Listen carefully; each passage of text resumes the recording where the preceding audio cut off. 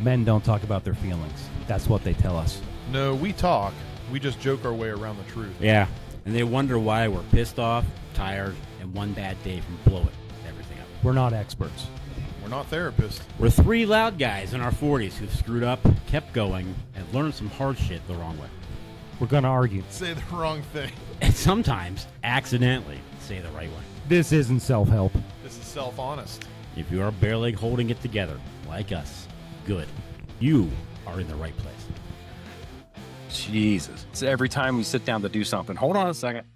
Hold on a second. Hold on a second. It's everything. All right.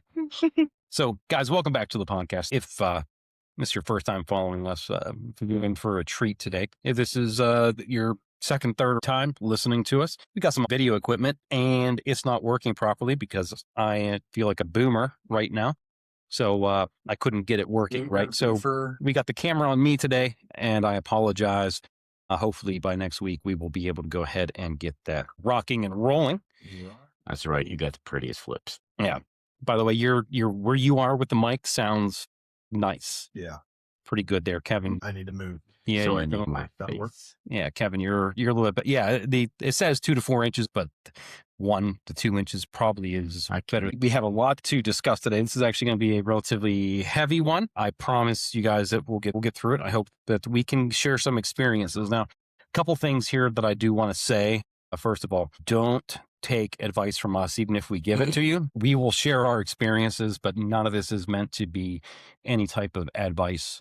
It's basically our experiences and how, if we discuss it, how we can think. Right. And Think it through and maybe to make better choices and to give someone else. And if we're going to give advice, we're going to give advice to each other.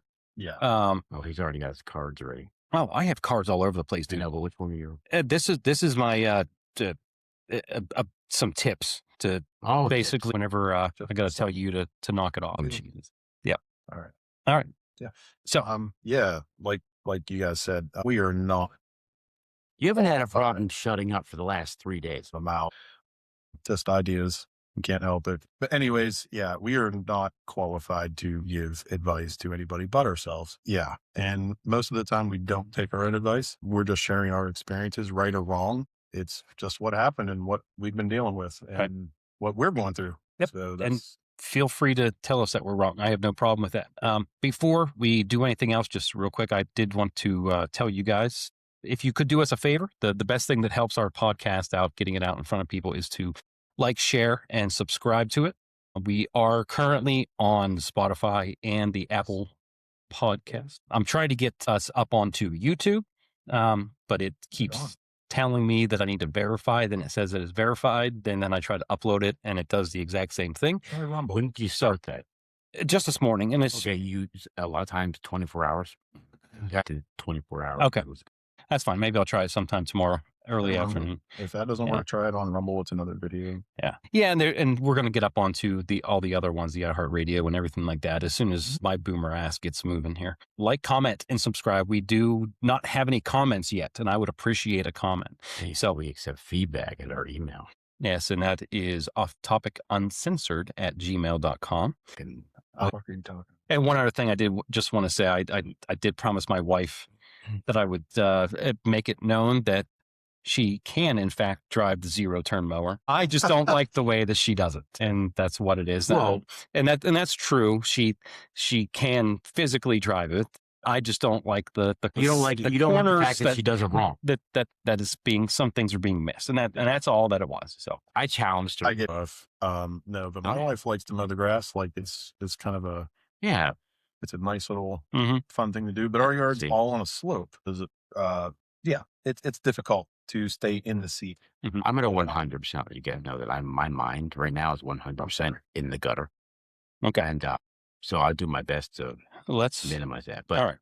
Anyway, but I did challenge Bree to a contest of who was going to drive it better, you or her. Yeah, I did see that. Right on. That's great. So today, actually, we're going to be talking about divorce, breakups, and how that works out for us, and how what affects us with that. All three of us have obviously been through breakups, but all three of us have or are currently going through a divorce. This kind of hits home with all of us, so we're going to kind of jump right into it. And I have a bunch of questions. Even though the name of the podcast is Off Topic and Uncensored, we tend to be way off topic a lot. So I'm going to try to keep us reined in today. So the first question I'm going to ask you guys today is whenever we joke about divorce, what are we hiding?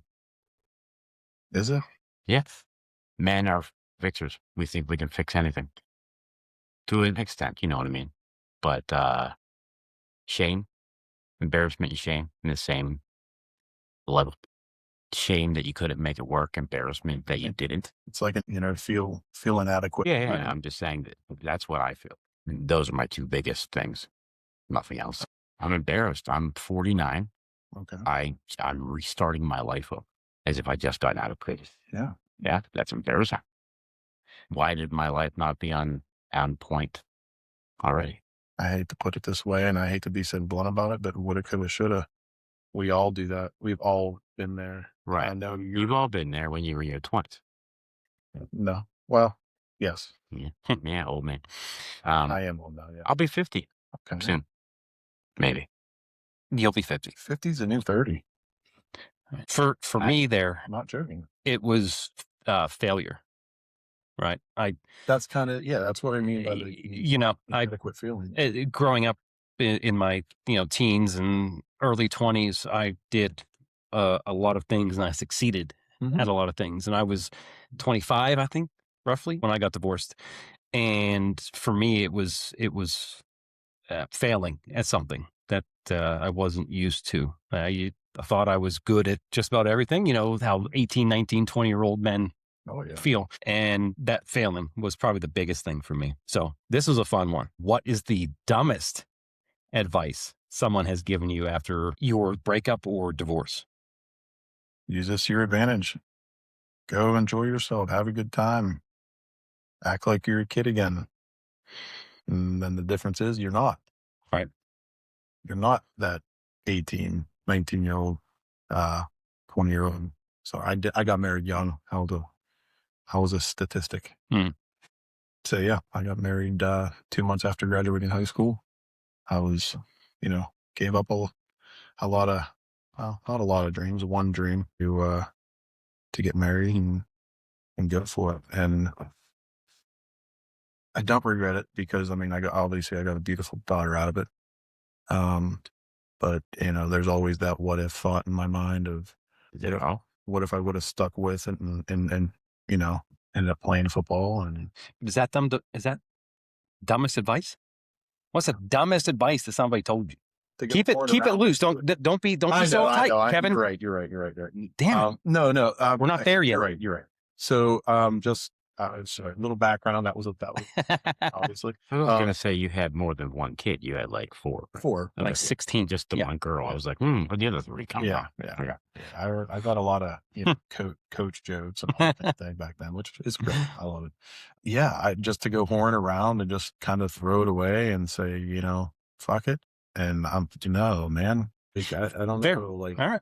So you're in a weird space whenever that happens. So you're kind of like, everything's scary again. Yeah.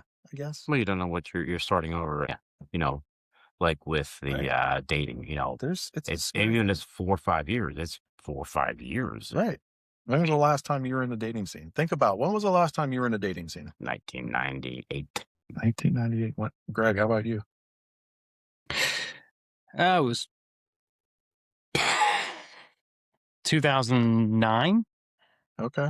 2008, 2009. Yeah, I met Bree the end of 2009. Okay, so I want to make sure that's right. No. You're all right. Okay. You're good. We're tracking. We're tracking. A lot younger than us, so a little more. Not a lot younger. I'm still close to my mid 40s. Fair amount. But Brian, what's the dumbest advice you got? Expand on that? I haven't got, so other than you two knuckleheads, I haven't gotten any advice about divorce and stuff like that and what to do and what to say or what to think or whatnot, okay? The dumbest advice I ever got was, hey, figure it out. She made a mistake, figure it out. Why is that dumb advice? Figure it out? I would have been in a very similar situation to you two then. I would have been in my late 20s, early 30s when I ended it. Okay. Who's after? Can I ask who gave? I shouldn't ask who gave that. Oh no! It was It wasn't my family members, but it was family members. But it was okay. So we'll just say in-laws. In-laws. Yeah, certain in-laws that I love dearly. And, but whatever. I'm not going to get super. Yeah. We don't have to go deep. I don't know. I'm sorry. I got think- inquisitive. I had to ask. I think every time I've done a podcast, my voice is completely different. Yeah, some people actually You have a. sound like a radio voice today. For me, I didn't get any advice. Yeah. I got basically good luck. We wish you the best. Oh, that's so sad. Pretty much it. Yeah. Yeah. And this is not to point out all women. It's just to say that, and with the way things go, you guys having children at the time, for the most part, women have the upper hand going into divorce proceedings. Yeah. So I got super lucky with that. That was not one of the points of contention. And that's good. I mean, for her, Right. That good was. job. Thank you. Yeah, it was not one of the points of contention at all. That's great. So my next question is, what was the first thing you guys did after the breakup or the divorce? I'll tell you mine first. Yeah. I went to the bar. Really? Literally the first thing that happened after That's fair. it was there, I was at the bar. That's the first thing I did. All right. Kevin, what's the first thing you did? I mean, I don't remember, dude. It's been so freaking long. The same thing you did every other night, touched himself. I'd probably go to work. But now it was legal. He didn't have to feel bad about it. Hold on, time out. God was happy with him. Oh my gosh, hold on. This is not a distraction. He's trying No, it's all right. by It's all sticking right. his finger in his ear. So, all right. Felt like they were bugging me. You got it now? Thanks. Good. All right. So you're too old to remember what you did. Honestly, dude, can't remember. What I did do, honestly, is I reconnected with an old high school friend that I hadn't really communicated with in about 10 years. Well, there you go. Okay. And that started a whole Revolution. All right. So one more question before we actually get into some of the heavier stuff. What was one lie you told yourself when it ended? You're looking back now. You're completely innocent. Okay. That's valid. That's very valid. Takes two to tango, bud. I know. I've never thought that I've been completely innocent. That's the thing that is what I believe, a self-diagnosed empath. I know there was a lot of stuff that I was wrong with that. And that's the only way I was able to teach my boys how to be men, is to say, hey, I really messed this up. Own it. Yeah. You owned and it. This is what I should have done. This is what I should not have done. Yeah. And then Use it as a teaching moment kind of thing. Yeah. It's a little off. what's the topic? What was one lie you told yourself? No, but I was answering something, wasn't I? I don't know. What's one lie you told yourself, Brian? Oh, I was answering your fucking stupid ass answer. Oh, it wasn't my fault. Oh. That's all right. It's okay. I'm trying to wiener keep us- size is probably the problem, fucker. Probably is. And I knew mine was partly. But no, one lie I told myself. Didn't even touch the sides on a Cheerio. What lie I told myself? It was that I would never think about this again. I was over it. I would never have a thought that she could, I could be hurt again or something else. So From that particular person. like basically like your feeling was cut off at that point. Like there was no more feeling attached to this at all. At this point At moving all. forward. Yeah, and that was my motivation to start. That's fair. But of course that's a lie because I'm gonna quit. I'm being going to hurt have by that. flashbacks, Dude, it's natural. That's So normal. that was my lie. What was your lie? Okay. You're welcome for keeping you on track. Probably that I was strong enough to do it on my own, right? That I didn't need anybody else That's a good one. to do it, to help me, to vent to do anything. And my thought process with that ended up taking a lot longer than what it should have to recover from that situation. Right. So that's really where it is with that. So So that's a deep one. I know. All right. So Brian, we'll start with you.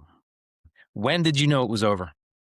When did that hit you that you knew it was over? Like, oh Yeah. man, I can't. I would say the first time I knew that it wasn't going to work out was at the funeral for Uncle Bob. That's when the 10-hour drive here, 10-hour drive back to Wisconsin. And during that trip, I kind of knew. During the time here, the way she looked at everybody and it's almost like it was she knew at that point she was seeing everyone from maybe the last time this is something special, like a funeral or a wedding. So I think that's when the beginning of I knew was over. And we tried in between there and stuff, but and there was hope for a while, but no, it just kind of faded. Sure. Kevin, you have anything to add to that? No? Nope. Okay. Don't tell them the best color commentary in the country for anything. Incredible insights there, Kevin. Thank you very much. For me, honestly, it was when she said it was over. When she suggested that maybe it was better for us to get a divorce. Honestly, I had never thought about it, but I'm one of those people. It's say what you mean what you say type of thing. And whenever you say that to me, my brain starts to shut off at that point. And we tried a lot of things for a long time, and it just wasn't working out. But probably when she suggested that is whenever I decided. I don't know that I can tell you when it was, but I can tell you why. And that was when I realized, it made a realization to me that I don't want my children to see my wife and I arguing and screaming and fighting each other every single day and thinking that's what a relationship is supposed to be. And if I'm the head of this household, then I need to be a good example for my children. I don't want my kids to think that's what they should be searching for in a mate, is somebody to fight with, somebody to disagree with, somebody to scream and yell at with. And search for, to think a dysfunctional relationship is a normal relationship. And I guess when that realization hit me is when I was like, okay, I don't want my kids to think this is what normal is. I don't want them to have that type of relationship in that marriage where they're yelling and screaming and fighting and arguing. I'm not saying that it doesn't happen in all marriages. I mean, there are disagreements, there are arguments. Anybody that says their marriage is perfect and there's never one time been a disagreement or argument is a fucking liar. So it's how you react and what you do with that after that argument. But the realization of when this could affect my kids for the rest of their life and their relationships, I was like, I have to do something. Okay. So to that, what was the scariest part of that entire realization? Realizing that I have to be the one to take the step to end it and to make my, be alone. Okay. Being alone again. All right. It's Brian, scary, dude. what's the scariest part of your realization here? Being away from my boys. Whenever I made that decision, I wouldn't, if things were different, I'd still be there trying to work things out. It was Zayden was moving. Hudson was going back to school for his senior year, most likely, a decent chance of being drafted by either the MLB or the independent leagues. Mm-hmm. So he was going to be traveling for his home. So I figured, you know what, now was the time. I had promised, people had come out here, but it was that scary thing. That was the scariest part for me. I mean, and it sucked. I mean, there's a difference between being 2.5, 3 hours away from 8 to 10 hours away, Yeah, for sure. Right. For sure. Thing is nowadays with technology and thankfully your sons are old enough and they're getting to that point where they're moving on with life, whether you're still there or here.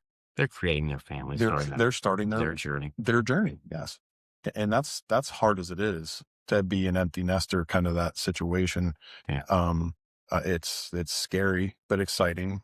But I forgot completely what I was going to add to that. I had I it. think you were talking about fishing. Yeah, I really was. that does not surprise me one bit. Yeah. For me, it was for the first time being alone. You know what I mean? Like I was Terrifying feeling. literally just ran right from the house to college to, getting an apartment with her pretty much directly out of that and then out on my own all of a sudden. That was probably the scariest part. And it was adventurous at the same time, right? Being an adult and not realizing It's a different situation when you're a little bit older. Yeah. Having to try to pay the bills. Am I the only one in feeling that you get to that point of thinking that, will I ever find somebody else again? Is anybody who's going to want me? When I would first move back, I was in that for about 3, 4, 5 months. I was in that. Yeah, you're right. Am I ever going to find anyone else? Am I going to be able to live out my dream? But at the same time, I was like, now I realize I don't give a fuck. Yeah. I don't care if I find anyone else, and that's what I think the change in my mindset. And dude, that is such a big Except for maybe you Mhm. guys, we would be great at spooning. What? And like Like camping. playing the spoons? Like No, like if we were Spider-Man, camping or something like that, and we got cold, like if we were in Mount Everest. Okay. Do you remember where you were talking? Because I interrupted. Yeah. No, I'm good. Okay. I was done. I'm sorry. I No, thought- no, Okay. we're all right. We got it. And that, other than the spooning part, that was actually beneficial to this conversation. Aren't nerds supposed to be used to being alone? If that's the It's case, you, man. yeah. I'm sorry. I'm only a nerd part time. That was a dick move. That was a dick move. We're all nerds in our own way. Yeah, that's- But no, you're right. That's being alone. Bad. And it's scary. Okay. No, it may not look like it, but I'm being serious. Yeah. I Yes. forgot how hot that was. Yes. Damn it, man. A little harsh. All right. I think we started with Brian here Yeah. last time. So we'll start with Kevin this time. Then we'll start with me in the next one. Kevin, what changed in you after your relationship ended? What changed in me? Yeah. Obviously, you change as a person whenever you have have relationships, It's and your especially that are so big. As Let's what they be are. honest. I'm hard time making decisions. So being forced to make all of those decisions on my own was terrifying. I never handled the finances before. Right. I had to figure that out. I don't know. Just there's a lot of different stuff. I don't know. That's a good one. I like you to be specific, but what I'm saying is more like emotionally, what changed in you? I had to be more brave to make those decisions. Okay. I had to step up and be more brave. I had to be a man, for fuck's sake. Make a decision. Be a man. Step up. Do something. Take charge. I love to be in a leadership position when I know what the fuck I'm doing. When I don't know what's going on, I'm okay sitting in back going, okay, what are you guys doing? For me, I think I became a little more cynical. I mean, I was younger. I was at the point where I was younger, and I thought that the world was a lot rosier place, if you will, than Less hopeful. Yeah. than what it became. After that, the world became a little darker, right? Just more skeptical of people, more untrusting, more thoughts of doom and gloom, less of the positivity, more the negativity. And that's kind of changed in me. Never going to be happy. What changed in me during or after the process? After it ended. Okay. Trust. Issues. I will trust you until you give me a reason not to. And then I won't trust you at all. My trust changed my personal relationship from that. I don't trust anyone for anything. It's like completely backwards from the way I think, and I can't change it. I've tried being like, oh, I met someone new, but no. Okay, thank you. So I can probably easily say that that situation has probably all made us harder individuals than softer individuals, emotionally, mentally. Am I wrong in that? It made me harder as a person. My brain is harder. You saying your body is softer? Just Currently. around the midsection. Not as hard as I would like it to be. They make machines and they make medicine pills. for They that. make pills for that. Yeah.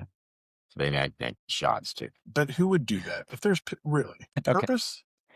Well, it's not like someone else did it. Like they pinned me down. They're like, "Here, we're gonna give you. We're gonna make your penis hard." Okay. Cut. Redacted. So both you guys, what did you guys do, or what are you doing now, Brian? What changed in you to be more positive after the realization of the ending of the first relationship, of that marriage? What changed in you for the positive? Refocusing on my kids, probably, and their hope, right, and trying to make things better for them. I guess my son at that point, and then a couple years after, I guess a year and a half after my wife and I got married, we had our daughter. Yeah. So probably my kids.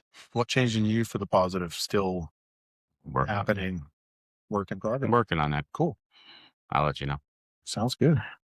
We're glad to have you here. Well, you know what? No, I will say something because I realized that the other night was for the first time in a long time, probably 15 years. I'm hopeful You said you for the felt future. I like standing out on the deck, just being out there, and all of a sudden the feeling of hope, entered my body, and it was kind of nice. And I haven't had that in ages.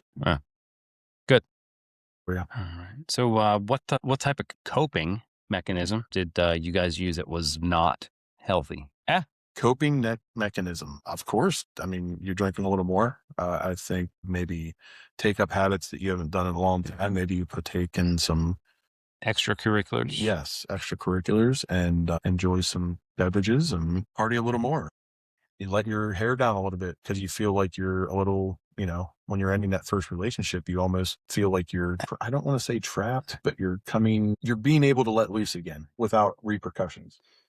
Is that masking something? Think about that. Anger, sadness? Are you drinking more, partying more? I'd say sadness. I'd say you're drinking more out of sadness because, I mean, you don't go into a relationship thinking that it's not going to work. So of course there's sadness that it doesn't. And when you're coming out the other side of it without knowing how to handle that properly, I mean, a lot of people turn to the darker side of things. Yes. Extracurriculars, alcohol, hopefully not harder things. And he's in the gutter. I know. Gutter. I saw you know where I was going. I literally, I heard what you were saying, and I looked over, and he's like shaking his head. Of course, yeah. He's like having a fucking middle schooler in here. Nice. So It's the 25% rate. Past his grade 8. You're talking about being harder. We were talking about what what it was masking, and you were talking about sadness. Yeah, I think you're, of course, masking some sadness of the failure of the relationship, but I think, that's also a healthy thing, healthy to a point, that you can let your hair down a little bit, and that it's okay to have fun. It's okay to do something that you want to do without the anxiety of the repercussions. And, so you do. Some people do it too much. Some people go too far. But overall, I think you got to let your hair down. You got to realize that it's okay to do something to make yourself happy. Right. But keep in mind, we're talking about the unhealthy portion of it. So moderation is always key, right? Obviously. Right. And again, this is not advice. Right. But I've learned that moderation is always key because I've had times myself where I lacked that moderation and it has come back to bite me. Yes. So, my unhealthy thing, trying to pretend that, trying to just tell myself it's going to be okay. It'll work out. It'll be fine. Because without doing the work, it's not healthy. It's almost like a state of denial. Just saying, I've buried so much in my life. So it's like you constantly saying, it'll be okay that I don't pay that bill. It's going to catch up to you. But it's gonna come back and get you at some point. Like forgive and forget. You can't just forget. See, that's the hard part is coming out of that. You can't forget that you still have responsibility. And that is hard to remember coming out of that. It's hard to kind of keep that all in line. It's a tough balance. It's a tough balance. Yeah. It is. Right. Because you start giving, I don't give a fuck. I don't give a fuck. Fuck it. A lot of people get that attitude of fuck it. Fuck it about everything. But that's not the thing. It's the opposite. It's I'm fuck it. I don't want to think about it. I'll be fine without help. I'll be fine without the assistance. Believing that. And that's when I first decided that's what I was believing. And now it's, okay, I know I need the help. And a lot of it, guys, is changing I heard this on a thing the other day, and like TikTok therapy was, a guy was like, it's not about the questions you're asking, it's changing the wording of the questions.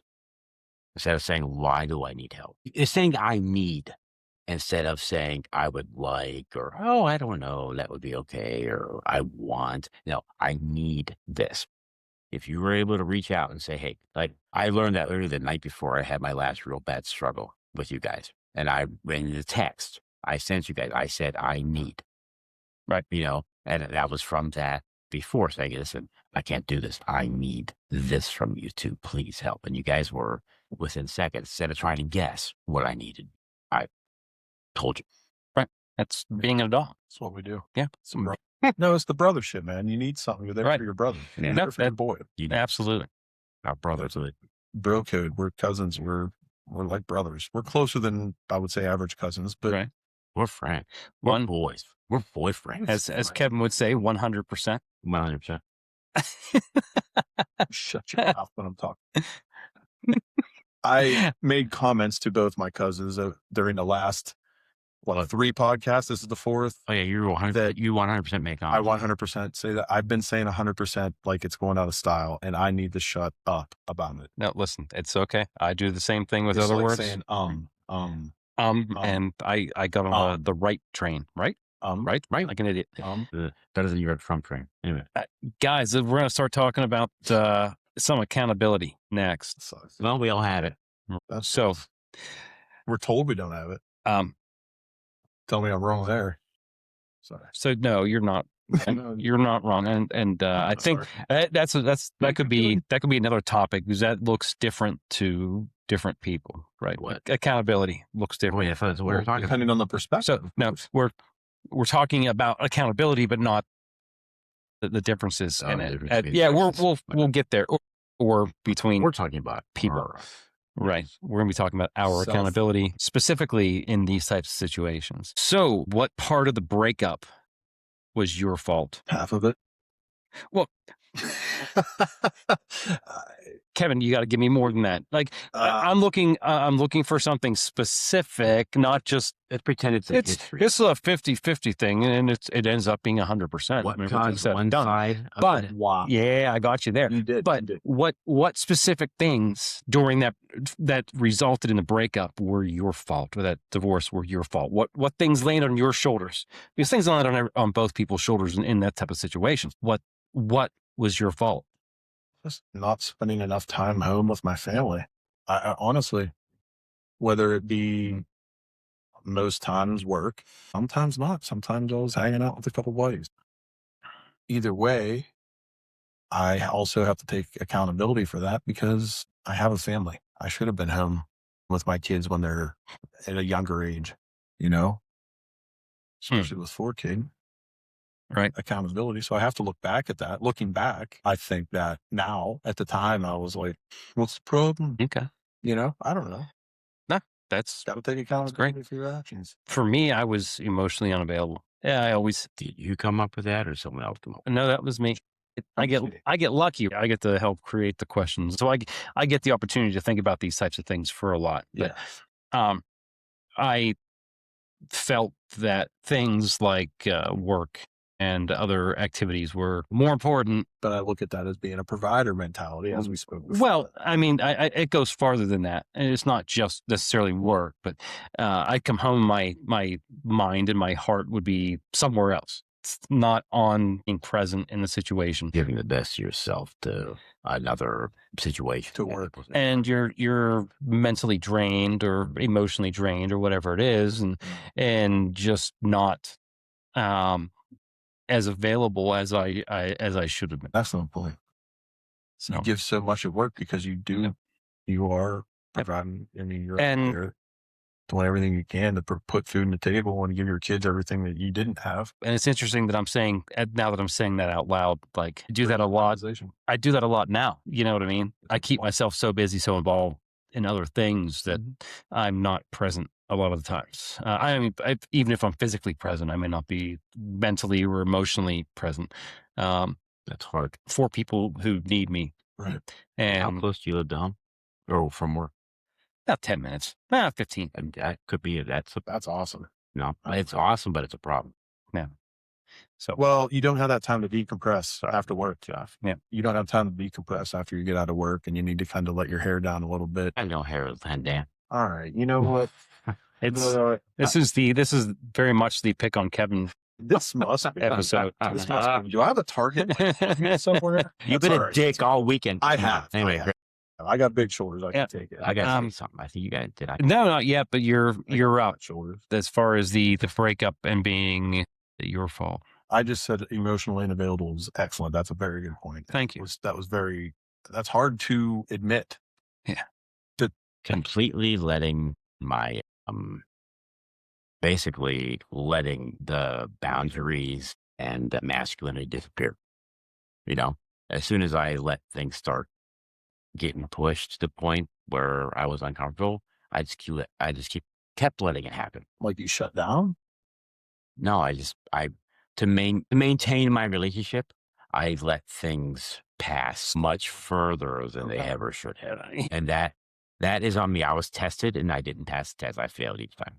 I just let things get slide back and like, okay, well, we crossed this boundary, but okay, well, definitely not this next one. Okay, well, you can cross that one, but definitely not. So that's actually a better way to talk about that is you let your boundaries be broken, right? Yeah, So I had very right. what deals what I would like, and instantly.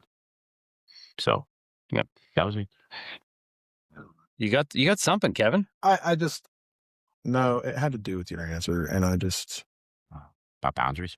yeah, I was going to ask you to expand on that, but I think I've been talking too much and I need to shut No. up. So Dude, I'll take that. Listen, you don't. I feel like You have been everybody off. you have been the one who has talked the least amount out of everybody during this whole entire thing. So don't be a pussy. Yes. Dude, don't worry about toes. I need to drink a little bit. We all got the diabetes. Yeah. We can't feel them anyway. There you go. So speaking of boundaries and things like that, did you guys avoid those hard conversations? Mm-hmm. We talk about being like emotionally unavailable and things like that, or setting boundaries. Did you break it off? Your first marriage? No, she did. All right. And that's just literally just because she came and told me. She just said it's over? She said, I think we need to get a divorce. And my exact words were, okay.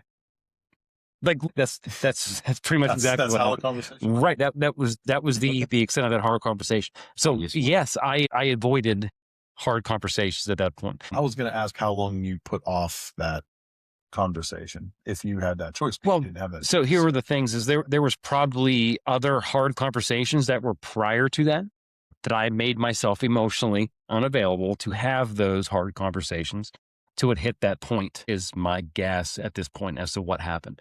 I was not emotionally mature, if you will. You know what I mean? I didn't want to acknowledge if something was failing. Hard conversations, Brian, but you avoid them. Avoid them. When? Are you serious right now? Wait, when I was married, did I avoid the hard conversations during the marriage or after? During. We're During? talking. Oh, yes. Yeah, 100%. Okay. Thanks. My God, this was only like 2 minutes ago. I asked that question. How far did you run in your I've head? been writing notes for things. I don't even know what the fuck I'm writing notes for. Okay. So, yes, I avoided those. I would push him back and be like, okay, or the worst part is, hey, we got to talk tonight. And you're at work and it's halfway through the day and she's at work, it's halfway through the day. And you're like, well, now what the fuck, But yeah, I avoided. Oh, yeah. No, there was no hard conversation. Sorry. Okay. I'm such a fucking retard. I actually learned to have hard conversations at work. Hmm. That's where I learned the most about having hard conversations, to be honest with you. Right. When you get in a leadership position and you have to make some difficult decisions and you have to terminate employment of somebody or reprimand people and things like that, but you got to have some hard conversations, and sometimes it's not comfortable, but you're forced to do that because That's different.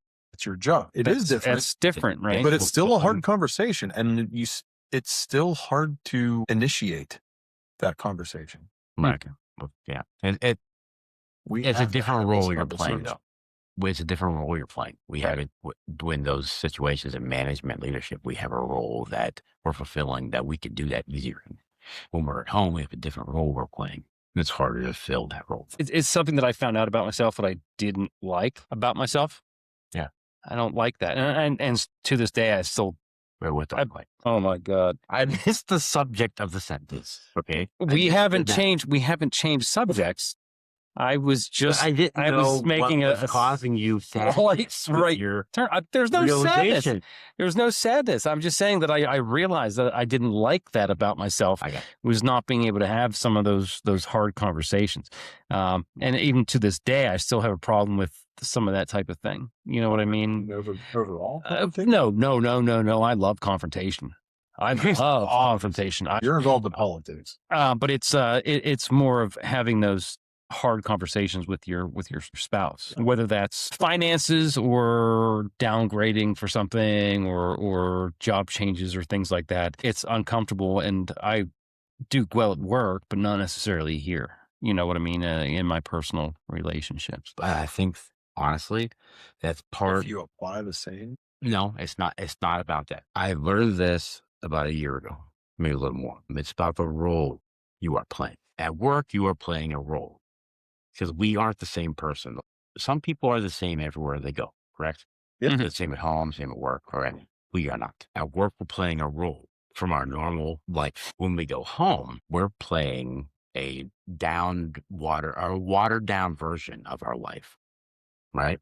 So from one extreme to the other. No, you don't. Because you're exhausted, you're giving your best to people at work, in the office, stuff like that, right? Whenever They you know, got the best of me. But no, my question is, shouldn't that be the other way around? you should. That's what I'm saying, though. That's not what we do. Okay. But All right. I think right. of it, and So okay, you're saying we give our best at work because we're blue collar. We put the work in. That's what we're taught to do is work hard. no, I say we do that because as extroverted introverts, we like to be at home. We would like to be at home alone, letting our mind try to be as calm as possible, right? But we excel and work, helping people solve problems and such, right? So we feel most wanted and respected there. So we come home and let's say we're doing the normal stuff we're supposed to do, and we're getting respected. It's just not as important to us as introverts because we want the extroverts to see us as fun and compelling and, able to take charge and be in that situation and in control. But we don't do that at home because We it's let almost somebody else take the lead at home. exactly because we're tired. We're just exhausted. Instead Our of brain a being the lot. leader, you And we love yeah. stronger women, and stronger women tend to take that type of lead sometimes if you're struggling. And then it just becomes natural. I don't know that it's necessarily I'm assuming you're saying like a stronger emotional woman, stronger minded woman, right? stronger opinionated. No, someone that with our, I don't want to say ladies, but our procrastination at home, they can step up and take charge. And sometimes we take that for granted, and Does that make you feel inferior? it shouldn't, but it does. Does it make you feel lonely? It shouldn't, but it does. Okay. And it makes you feel like everything at home is no longer in your control. And we both have been married to strong and currently are married to women who are smart, who are Strong minds. not strong minds. They have their opinions, Yeah. but it also depends on if they're showing us that respect or whatever, and if we can continue to do that. My wife is significantly smarter than I am. I know that for a fact. I think I can also attest to my Yeah. wife being smarter than me. My current wife is, well, I'm smart. All right. Okay. I'm So proud of you, bud. I asked you about loneliness, and it made me think about it for a second. Okay. What was the loneliest moment after your breakup? You can condense it down to one moment. Okay. Was there a It's just a lonely feeling because no matter where That's not what you're I'm. going, That's not what I'm asking you. I'm asking you, what point in time were you the loneliest? Like for me, for example, after we were going through the divorce, we separated. I moved out, and I was used to having my son there, so I moved into my own place, and I got everything in, and I had all my buddies there. They were helping me get all set up and everything, and then everybody walked out the door, and I looked around and it was an empty house. No wife, no son, no animals around. It was literally just me and nothing else. And that's where it grabbed me. And literally to this day, 17 years later, you still remember that bit? probably 18 years later now. Yeah. I can tell you exactly where I was standing and exactly what happened and how it happened. That's scary. I mean, that is. I mean, that's terrifying to think about that. So that's what I'm looking for. I was driving back from Wisconsin to Pennsylvania. I had moved Xavier a couple days before. It only took you I swung back to school and driving back in that long Ohio turnpike. What I realized, I got absolutely zero. I got $0 in money. I got no car. Nothing. That right there was like, damn. I got. Yeah. There's no one. It's scary, man. I don't know. I kind of think it was more like immediate after, or where at the time, I let her stay in the house with the kids. I wasn't going to interrupt that. So I didn't have a place to stay. So I was sometimes slept in my car, sometimes stayed with my brothers, sometimes my parents, sometimes a buddy. didn't really have a steady bed, a steady place to go. So it's a lonely feeling when you get out of work and you're like, well, what am I going to do tonight? Yeah. Sure. You know, I mean, that was a Yeah. lonely time. Okay. Right. Everything I had at the moment was all in my car, you know? But did anybody check up on you? Yeah. Anybody check in? Yeah. I mean, I'm a relatable person. I mean, Really? you know, Kind of? It's, I we were talking about this earlier. it's a drastic change. I tend to just shut up and shut down and keep to myself and just kind of don't make eye contact with anybody and just kind of am very dodgy with questions. You know, You're dodgy, all right. right. I'm a dodgy person. You're questionable too. Brian, Questionably. who checked in on you? Who didn't? Is there? Gavin. Gavin was the only one who checked in on me back whenever I was at my lowest. And it wasn't because, you know, a lot of people didn't have a chance. You know, I never talked to people. But yeah, he was, whenever there was a time, without knowing it, he talked me off the ledge. There was a couple times where I was just ready. I don't know what I was going to do. And, you know, it just happened to be a night Kevin called me, or it was,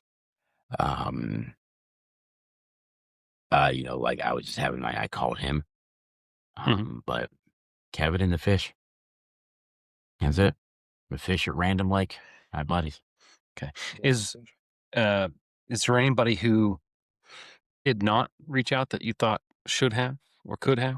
I was at, no one knew. I mean, if people knew, then, you know, but yeah, I mean, I know people have pointedly tried to put me in that position.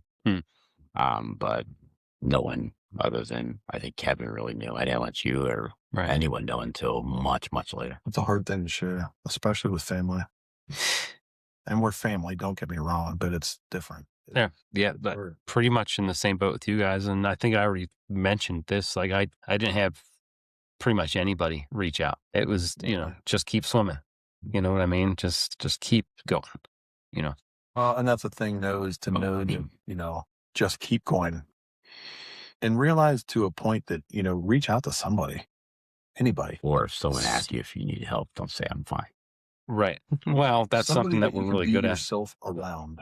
Right. That's difficult. There's not many people. That's what I mean.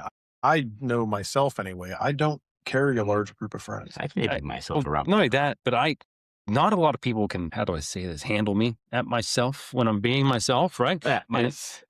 And that's I get it. That just, I mean, you guys know, and that's why we get along so well. Like when we're being our true selves, we can be way more than a handful. Yes, you know, dude, we all can. Let's be honest. We are extra. Yeah, so we are all extra. We can make that a little bit difficult, but yeah, we're taming it down to this nonsense. Actually, it's. It's good. Listen, it's a good thing. We're gonna get good stuff out of it. If we can finish one complete thought, we could be a lot better. Actually, we're on a lot better track than we were about 20, 30 minutes ago. I can promise you that. So yeah, I know. I'm having a good time. Yeah, we're doing all right. We're actually having a civilized conversation. If we park for a break, I can go another hour.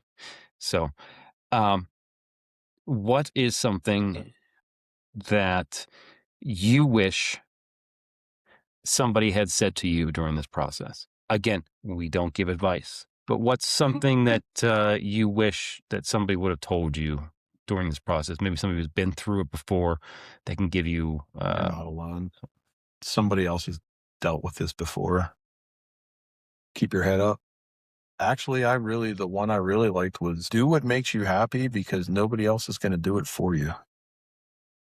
And I took that as being kind of don't give up on any dreams. Go after what you want. Okay. Gotcha. Well, I would have number one that, you know, hey, don't worry about it, bud. You are way too attractive for this nonsense. Dude. All these I wanted to hear is, dude, your wiener's so big. Yeah. I've heard that. Anyway. What was something that I wish I had heard? That you wish somebody would have told you. Yep. I honestly, I don't know if anything. What do you still want to hear? Nothing. I want to hear myself. I don't hear myself. Or if I do hear myself, I don't listen to myself. those positive comments, the little, things that you're supposed to tell yourself. The daily affirmations. I'm good enough. I'm smart enough. Dog Gosh darn it, people like me. Stuart Smalley. SNL. But it's one of the big things they teach you when you kind of come out of depression with coping mechanisms. Is look in the mirror and tell yourself something positive each day until you believe it. The problem is believing it. I can tell myself something positive all day long, but it's hard to believe it. I don't know. I somewhat recently kind of came to the revelation of, we're on this earth for a finite period of time. Don't stop trying to chase your dreams. Okay. You're only here for a limited amount of time. The most successful people in the world have failed time and time and time again. And what makes them successful is they keep on going and they keep trying. And they put that effort back in every time. Right. You mentioned that we're on here for a finite period of time. And I absolutely agree with that. And that kind of brings me to what I thought was embrace what's happening, because we end up coming out of the back end most of the time stronger for it, but embrace it while it's happening. Lean into the anger, lean into the sadness, Embrace the suck. Embrace the suck in many ways, as we used to say in the military. Embrace the suck. But embrace what is happening to you and realize that it is for just a finite period of time. And it does end. And it does end. Things do get better. If you let it. If you make it. If you let it end. Okay. You have to let it end. If you make it happen. Well, you have to. You also have to be accountable to yourself to. You have to put the effort into to finish it at that point. Hypothetical for you. Why do you guys think that men emotionally disappear after a breakup? Because they're afraid of being hurt again so soon. I think it's to try to rebalance themselves. Just like we all went through, or like I'm going through now. It's to rebalance yourself to what makes a man's natural instinct out, I believe, is, to attain certain attributes. And you lose some of that, your own personal goals whenever you get to a serious relationship. So afterwards, to be able to recenter yourself and reprioritize your focuses. Yeah. Okay. I think it's just easier. It's easier to emotionally disappear than it is to deal with everything that's going on in your brain. Easy. No, but it's a true answer, though. Is it wrong? Wrong. It's easier. Wrong and saying it's easier just to say, fuck it. Way out. Okay. Yeah, which is why avoid it. But it allows you to. Maybe it's because of dinosaurs. We don't know. Because of dinosaurs? Dude, it's notebook. He's got a dinosaur notebook. God. That's not third grade coloring. Yeah. That's not my coloring book. Okay. All right. So now we're going to shift. We got a little deep there. Yeah. And it kind of it brought the mood down a little bit. We're gonna shift to something a little more hopeful. I like that. You want some ice? I do. I'm good right now. I just threw a Zyn in, so I'm good to go. So yeah, let's go ahead and shift towards coming out of this mess. So coming on the outside of the breakup, what's next? What's something tangible that helped you to move forward? I don't know what tangible means. I'm just joking.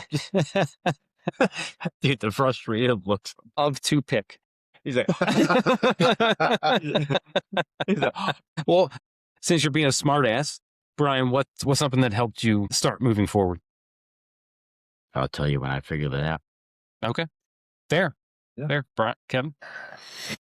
I think you have to come to a realization that everything's going to be okay and life does move on and things do get better, and getting excited for that next step and getting excited for the next move. It's important to kind of take that advice of, after that relationship, start chasing your dreams, do what makes you happy. I'm asking what actually helped you. Is that what actually helped you? Once the realization of this is over and, I'm not going back. This is moving forward, whether I like it or not. Taking that step of the excitement of something different and new, and you're starting over. So the excitement of I can be who I want to be. Right. What actually helped me was finding myself again, finding the things that I enjoyed doing, and then spending time with some of the people that I enjoyed spending time with. For example, started playing softball. Yeah, nice. Us and another cousin started a softball team. You and I started a semi-professional football team. Yeah. Started. Shout out to the Bulls. Yeah. Originally, it was originally the Bulls. Golfing more, started getting out and, getting into the woods and hiking and camping and doing some of those things and finding myself that really helped pull me out of that situation. Yeah. Finding things that make you happy. Yes. Things that bring you back to you, center you. Yeah. Right. I'm still discovering that. Yes. So during that process, was there anything that made your situation worse? You're always going to have setbacks. Things are not always going to go your way. No shit, Kevin. Give me something specific. I don't remember. That's it. Made things That's it. at times it felt like anything I did made things worse. Yeah. And still I'll have moments where it's like, well, today was a failure. Of course, I'm that way. But I also had moments here and there where it was, you know what? Today was a success. Let's keep moving. Take the little successes. Right. Take No the matter how big. But this is the negative thing. Right. I'm asking what part of this specifically made things worse. Like to knock it from Not like rainbows and sunshine, and sometimes you just have to put the cart before the horse. No, not all the time. give Some me people have give me situations, give me something specific. Like for me, I was overthinking things, right? Like I would have an argument with my ex-wife, and it would bother me all day, and I would continue to think about it and continue to think about it. Well, Dwell your on it, issue. right? Without any type of resolution to it. So Right. I don't want to hear, sometimes you gotta pick apples to get a bushel. Like I don't want to hear that. I want to hear something The specific. standard is the standard. Right. The standard is the standard. Like, come on. I want your experiences, not some overview. A long time since I made Okay, so negative things that have happened What? Yeah. from what? What's something that made it worse during this whole process?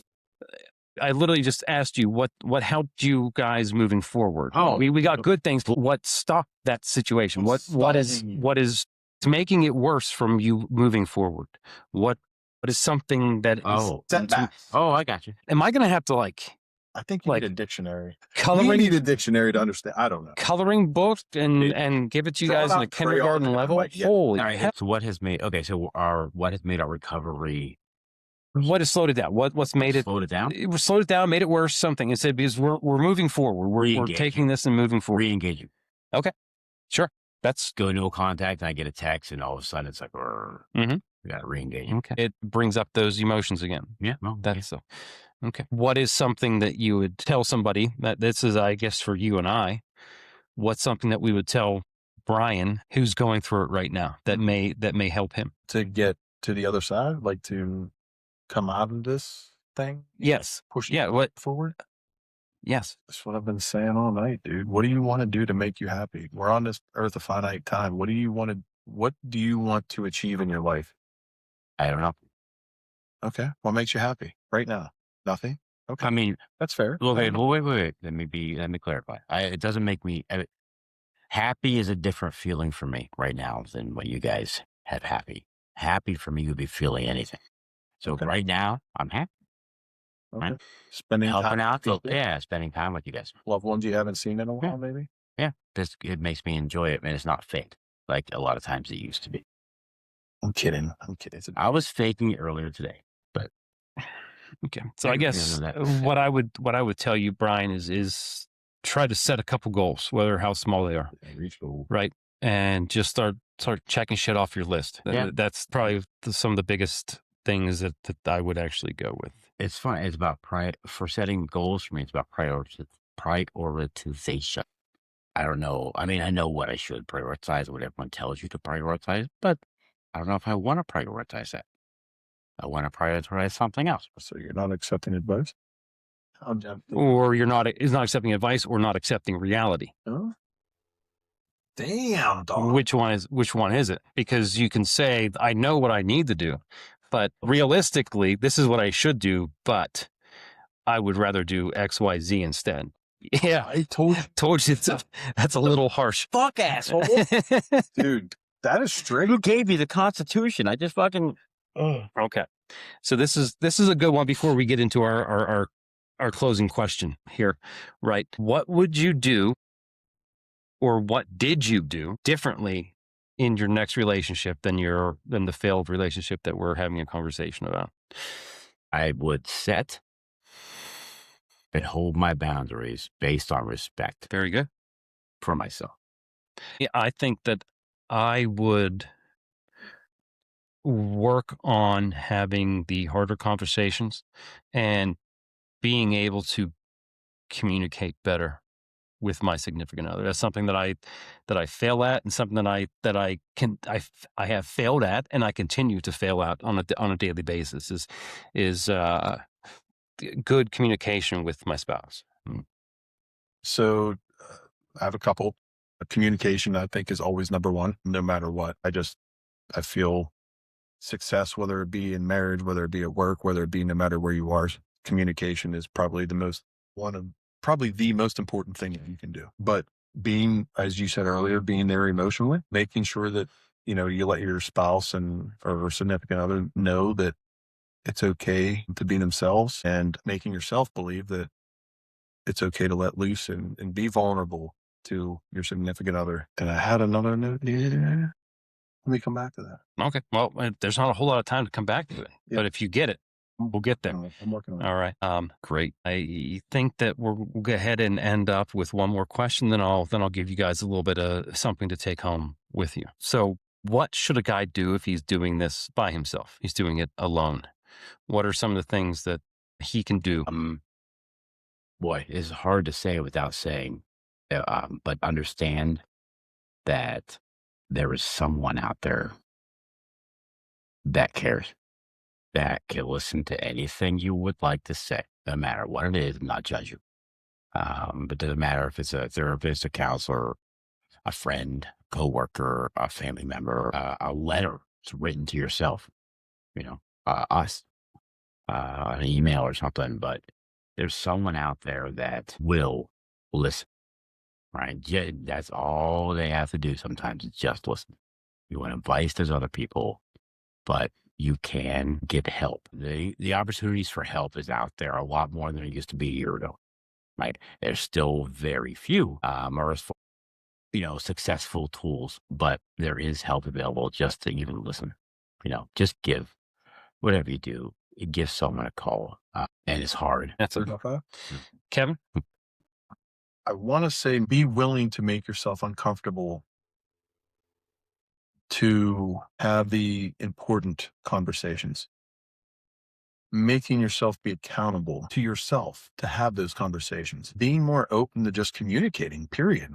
With your spouse, with your friends, with your relatives, with anybody. Just keep that line of communication open and realize that you're not the only one. Somebody else has been through it before. Somebody else is going through it now. Somebody else will go through it in the future. You're not the only one. Just be willing to communicate. Put yourself out there to communicate, period. You think your stuff's crazy. Just hear the stories from other people. Right. Basically, there's all kinds of crazy nastiness out there. And maybe sometime we'll actually hear some stories about some stuff. That might be a fun day. But I think I would say find yourself. Find the things that are important to you. Find the things that you enjoy doing. And find, like you said earlier, finding yourself again. Right. What you enjoy. Because as you change in life, your enjoyments change, your hobbies change, your friends change, your location changes. There's a lot of different changes happening. So being able to find yourself and finding that common ground with somebody else to share that with, could be fun. All right. Okay. Before I have a little wrap up here, do you guys have anything else that you'd like to say regarding any of these topics that we discussed? If you could listen, subscribe, and leave us a comment, we would appreciate it. You know where to find us. And then I'll go ahead and wrap up with this today. Breakups and divorce don't just end relationships. They end versions of ourselves. You're the husband, the partner, the future you thought you were building. A lot of guys walk away from that pretending it didn't hurt, pretending they're fine, pretending they don't care. But the truth is, Men don't break from the breakup. They break from the silence afterwards.